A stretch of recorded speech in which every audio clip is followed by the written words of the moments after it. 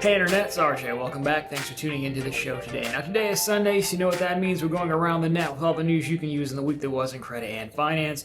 So on the docket for today, we have a lot of credit card updates. We have Southwest finally hiking their fees on their whole credit card lineup. We have American Express and Rakuten with a surprisingly decent card. We have some more information on the Citi Strata Elite card, which is not here yet. I guess you could call us on Citi Elite Watch, Strata Watch if you want.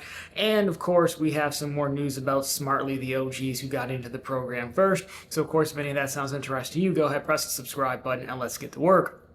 Now, we will lead off with Alaska Airlines. We've talked about them a while back where they were going to bring out a premium credit card. My premium, I think, is about $400 price range. Well, there was an earnings call a few days ago, and that card is now confirmed to be coming next month. So if you need a refresher, what you were looking at is, again, it was going to be about $395 annual fee. 3x miles on foreign purchases, 3 back on eligible dining purchases, waived award ticket fees, Alaska lounge passes, some Wi-Fi vouchers, of course, easier ways to earn elite status, and an innovative travel disruption program. Either way, we will see it next month. As far as I know, there's still an option to pre-register for the card, and then you get actually an additional 5,500 miles on top of whatever the intro offer is going to be. So if you're even a little bit interested in this, potentially it would just make sense to pre-register. Of course, that's not an application, but it gets you in line, gets you a little bit extra on the intro offer. So you might as well do that, as we are moving quickly through July. So we will have, of course, that full card overview when we have it next month. Now, some cards that we do have and have had for quite some time in the news is Southwest. Southwest has changed around their entire loyalty program, it seems, and we kind of knew the cards were going to follow suit. I believe a lot of these changes are actually on the cards, have been on the cards. It's now more so official, and we now have new fees as well. So there's a handy comparison chart that I'll put up for you, but we will run through this here. So as far as the changes here, the Personal Plus moves from $69 annual fee to $99. Personal Premier moves from $99 to $149. Personal Priority moves from $149 to $229. That's an odd number. And Business Premier moves from $99 to $149, and the Business Performance from $199 to $299. Everyone just tries to keep that dollar. We'll just make it $300, but whatever. The benefits being removed. So these benefits are going away in 2026, I assume, for existing cardholders. I believe if you get the card now, you don't get these, but I could be wrong. So the $75 travel credit on the priority card, the $500 fee credit for points transfer per year, 4 upgraded boardings per year when available, and in-flight Wi-Fi credits. Those are going away next year. So what do you get? Again, you've got the summary over there, or up, I put it somewhere, I'm sure. So what are they adding? And these are benefits that we've talked about. So these are going to go on all cards. First check bag free. Card members and up to 8 additional passengers in the same reservation can check their first bag at no additional cost. As we know, as we've talked about, Southwest just no longer does free check bags for everyone. They put it as part of the credit card to sell more credit cards. No foreign transaction fees on all 3 cards. That's been around, but that is new for the Plus card. Card members and up to 8 passengers in the same reservation will board with Group 5, giving them earlier access to overhead bins. I don't know, but Group 5 doesn't sound like that far up on the plane, but okay, you have to let me know. Seat selection within 48, and we have covered this one before. Seat selection within 48 hours prior to departure. When available for the Plus card, it's for a standard seat. For the Premier and Priority card, for both business cards, it's the standard or preferred seats that you can choose. So since they moved to having to, having assigned seating, now you'll get access to pick your seat 2 days in advance. Card-specific items, the Personal Plus card, 2x at gas stations and grocery stores on the first 5,000 in combined purchases a year. That seems a bit much. Why would you cap a 2x category at $5,000? Flight discounts, excluding basic fare, 10% promo code each year. Whatever. Premier Personal and Business cards, 15% flight discount. Receive a 15% promo code each year on your card anniversary. Of course, excludes basic fare. They're really pushing you upstream here. 2x back for every dollar you spend at grocery stores and restaurants on the first $8,000. Again, why cap it? That's per anniversary year. Flight discount, the same deal. And the Personal, Priority, and Business Performance cards, preferred seat selection at booking when available, so you don't have to wait for the 48-hour deal. You can just book it when you book it with the card. You can just do it. Upgrade to extra legroom seat within 48 hours prior to departure. So I guess you pick and then you come back later, 2 days later, see if you can get some extra legroom. Earn 2x at gas stations and restaurants, not capped apparently, and then earn 2,500 tier qualifying points towards A-list status for every $5,000 spent annually. There you go. In addition to that, of course, a new intro offer. If there's interest, or I don't have anything else to talk about, I could cover these on Run on the Bank, the second channel where we talk about intro offers. Weirdly enough, they're all kind of the same. The personal ones are all the same. It's like 100,000 bonus points for $4,000 and spend in 5 months. The business is a little bit different. I'll put it on screen for, I think it's a little bit more spend, but either way it's different. They normally they kind of tier up, but they have tiers to go up, but overall not the case there. So if there's interest, let me know. We can cover those on the second channel where we talk primarily about bank promotions and credit card offers too. It is an elevated offer. So there you go. Overall, I mean, not really much to say. We've known they were going to do this for quite some time. It just kind of makes sense. This is a classic create a problem and then offer the solution, right? Hey, I used to give you check bags for free. I'm going to take that away. But surprise, surprise, it's on the credit card now. Why don't you buy a credit card from me? And, that one probably hurts a lot. But again, they're just following suit on the legacy airlines. Have been doing this forever. So if you go to, hub airports, you see a lot of, where I'm at, you see a ton of Delta Gold cards. So the Delta Gold cards, they earn back, your baggage fee pretty much covers the annual fee, which is the entire point. So, I mean, look, if you're a Southwest faithful and you really want to pick your seat, then yeah, you go through these. I think this is probably going to be the way to do it. But again, the 48 hours thing, I don't know if it's like some mad dash seats or not. I guess we'll have to see. I would imagine there is. The one friend I have who flies Southwest, she has a timer, and it goes off. She's like, I gotta pick my seat or log in and pick my seat or something. I think that's how it works. So, it could be worth it. I mean, it's year one, of course. These are all going to be worth it with the intro offers. But yeah, it's kind of unfortunate because they're just kind of following suit from all the big guys. So let me know your thoughts down below. If you don't like Southwest and you're hoping for more card options, well, I have 2 more that could do it for you potentially. Now, last week we covered Citi Strata Elite. It's not out yet, but the details are basically out. So I won't run through everything as we covered most of it. Suffice it to say, the card was pretty lackluster. I mean, even for someone who hates annual fees, I really struggled to see who this is going to be for. But the full details page was out as well. And so the bullet points to pull from here are, they have that you got 6 points back on restaurant food delivery for between Friday and Saturday. They call it city dining. We have a little bit more detail about that. So again, 6 points back per dollar spent at restaurants. That includes delivery services.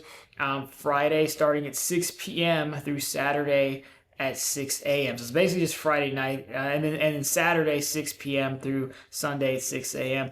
Look, I'm old, but 6 p.m. is kind of late for dinner, man. I'm usually already eaten by then, I'm not gonna lie to you. But okay, it's like their date night card. In that window, you get 6x back. So a little more detail about that. The splurge credit, that $200 credit, it's going to work on Ticketmaster, Live Nation, American Airlines. Others will be added later. I could have sworn Best Buy was on the list too. Credits will work calendar year, not card member year, which is good because year number 1, that does mean you'll be able to double dip because it's calendar year. So we know it's going to come out sometime in Q3. So you get them, you use them before the end of December, and then they reset again in January. So that really does help make the card beneficial in year number 1, which is nice as well when we see it, especially if this splurge credit becomes easy to use. I think the hotel credit has potential, so makes it a solid year number 1 card, I would say, because the intro offer and the double dipping of the credits. Beyond that, as we said, I don't really see the benefit for anyone. Honestly, I really didn't, because the Strata Premier is a much better card in my opinion for the lower price, given the wider range of multipliers. But again, we'll consider ourselves on Citi Watch until they finally decide to release it. But again, we're going into August. So, I would imagine sometime next month, as we are in Q3, as they said. So 2 more here. One that really surprised me, and I do think is actually a good option, is Rakuten, believe it or not. Now, you'll probably see in the headlines, and I really do hate when people do this, is Rakuten basically has a new credit card we're going to take a look at. And it's on the American Express payment network. And technically, American Express is in the name. It's called Rakuten American Express Card, just like they're called Visa Signature, da-da-da, such and such, right? But people always lead with a new American Express card, which I believe is somewhat misleading because, yes, but it's not in the traditional sense the way we would think of. At the same time, we don't do that when we don't say new Visa card. So I know that's always annoyed me. But either way, it is, I think, a decent card. So Rakuten did have a card before, and that was like 3x back the Rakuten Uncapped. This card, very similar. It's through one of their partners, like an imprint, some kind of fintech company, and of course the Amex payment network. So no annual fee. Multipliers are 4 back on Rakuten purchases with a cap of $7,000 in spend per year, and after that it would drop to 1x back. You get 5x back on top of the 5x cash back at Rakuten restaurant partners. I don't know anything about their restaurant partners. 2x back on groceries and 1 back on everything else. There are, of course, no foreign transaction fees. The intro offer you're looking at is $25 back for spending $500 in the first 90 days. That is very weak. But the reason people might be interested in this is because it came out, Rakuten apparently reached out to the good doctor and said, hey, you can't convert these to MR points, and they retracted and said, no, you can, because if you remember Rakuten, you can convert that cash back to membership reward points. So it looks like the cash back you earn here can be flipped to membership reward points, which I do think makes this an interesting offer for a lot more people. I thought this was a good card on its own. Sure, would I like it to be 5x? Yes. Would I like it to be uncapped? Sure, but at the same time, most cashback cards, if not all cashback cards, once they go above a 3% into a 4, they usually have a cap. There are some for unlimited, but usually not with something as wide as, Rakuten. I mean, basically just being a shopping portal, you can buy tons of things from it. So I don't think for a free card, the spend cap is ridiculous. If you go through Rakuten, I think you're fine. Even if you just cash back, I think it could be of interest to you, to kind of offset if you don't have like an internet or a shopping type card. And then for those folks who like membership reward points, I do think it's now interesting because, as you know, American Express has a ton of holes in their earning lineup. They have, of course, the Platinum card, 5X Airlines.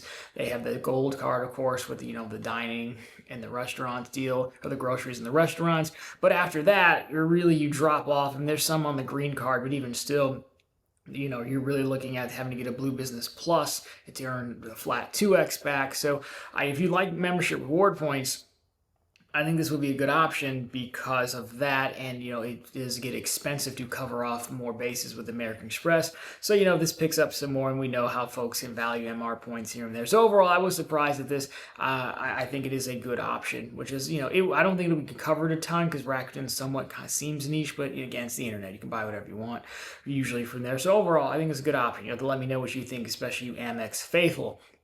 Now, something that I knew was a good option when it first came, and boy, did we talk about it quite a bit, is Smartly. Yes, so we remember the entire Smartly saga, and I will, now that we have an update on this or how the story is going to end, I will for sure make a dedicated video because I love this topic. I know a few of you loved it. Most of you did not love it as much as me, but, I do think there's something genuine about when you're like, hey, a host likes a topic that I'm not being paid for, have any referral links, so at least I'm sincere. But that being said, U.S. Bank is now sending out notification to card holders. I have not gotten my email as of yet. I imagine it's coming. These things usually go out in waves. But basically, there's 2 versions now. There's version 1 that we talked about, and there's version 2. The main difference being version 2 was now the $100,000 for 4% has to be in a checking account, and it didn't earn 4% on a litany of things you'd want, like taxes, education, that whole stuff. Well, most of those changes are now coming to version 1, which is my version. So if we take a look at this, so again, this is going to take effect September 15th. So you still get the 2%, of course. Well, I think he's pushing that as no caps, but you that additional 2% back, and this will be at any tier, really. I think earn your first on $10,000. So it is $10,000 per billing cycle. And then in addition to that, you can still keep the $100,000 in investment accounts. It has to be qualifying balances in U.S. bank deposit, trust, or investment accounts. So that's good. And then the downside, you still do need the savings account, but the downside is going to be the excluded transactions from earning 4%. These will still earn 2%, but you're looking at education, school, gift cards, insurance, or tax, business to business transactions. Of course, advertising services, construction materials, suppliers, etc. Transactions using third-party bill payment services. These will earn 2% back and are not calculated as part of your $10,000 billing cycle cap. So, I don't think I wouldn't say it's dead. I mean, I will still keep mine. I got to keep the 100 grand somewhere in the IRA. There's no more benefit to moving it back to Bank of America. I'm already over there. After our little rally we've been on here, 115 or something like that. So I'm fine for preferred rewards. The U.S. Bank's up to like a 108, 110 maybe for me. So I might as well just leave it over there. 4% catch-all is still good. I think the $10,000 cap's probably fine. That seems reasonable. I guess the main annoyance with this has been the whole time. They're excluding these payments, but none of them are like manufacturing spending payments. These are all payments that you have to make normally anyways. So it doesn't quite seem fair, if you will, but it is their money and their program and their rules. So I guess my overall opinion is I will continue to use it. It could have been significantly worse. They could have applied the rule of like, hey, you have to put this in a checking account. I would assume that, now I always say one customer is irrelevant. I know $100,000 is a lot of money to you or to me, but it's not a lot of money to them. But how many $100,000 customers would it take to become enough that U.S. Bank would rather not have to explain why they had this mass exodus of money, meaning that people who are in version 1 or either were already customers, in case you don't really want to upset them, I would imagine, because they were customers before this, or the people who have no problem picking up the phone, doing an ACATS transfer in and out, and so if I can transfer it in, I definitely spend the 10 minutes to transfer it out. Enough people did that, well then maybe that would be a problem or something they'd rather not explain. Plus the amount of people who put 100 grand in there, you liquidate that and put it in a checking account. So, I think that fits. That's fair to keep that. So again, it could have been worse. I thought we'd at least make it a year. We almost made it a year.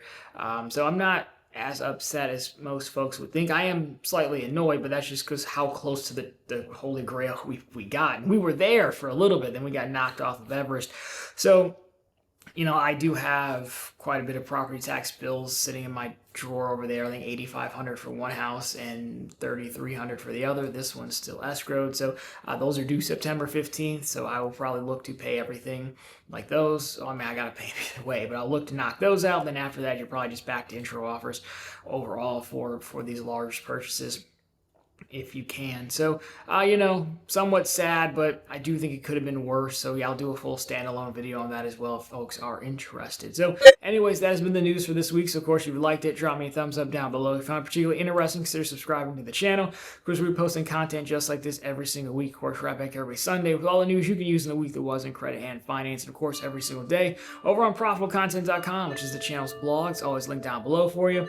And as well as on our homepage, we have the latest news stories just like this, plenty of bank promotions, and of course we have some credit card offers as well. Anyways guys, that'll do it for this one. As always, thank you so much for watching. I'll talk to you later this week.